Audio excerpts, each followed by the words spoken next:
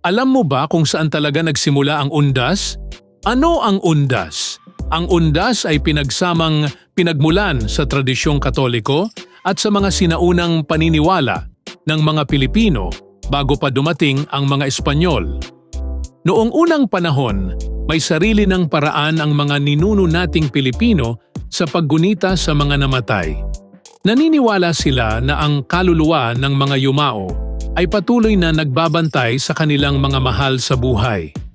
Nag-aalay sila ng pagkain, dasal at ritual bilang paggalang at upang patahimikin ang kaluluwa ng mga patay. Ang salitang undas ay nagmula sa salitang Espanyol na honrar o honras na ang ibig sabihin ay to honor o pagbibigay galang. Sa paglipas ng panahon, ginamit ito ng mga Pilipino bilang pagtukoy sa All Saints Day at All Souls Day, mga araw ng paggunita sa mga yumaong mahal sa buhay. Ipinagdiriwang ng mga Pilipino ang undas bilang pagpapakita ng paggalang, pagmamahal at pag-alala sa kanilang mga namatay na kamag-anak. Kadalasan, bumibisita ang mga pamilya sa sementeryo, naglilinis ng puntod, nag-aalay ng bulaklak, kandila at panalangin. Sa mas malalim na kahulugan, ang undas ay pagsasama ng pananampalataya at kultura. Isang paraan para alalahanin ang nakaraan habang pinapatibay ang ugnayan ng pamilya at pananampalataya sa Diyos.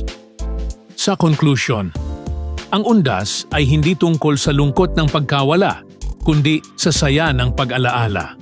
Hanggat may alaala, buhay pa rin sila sa ating puso.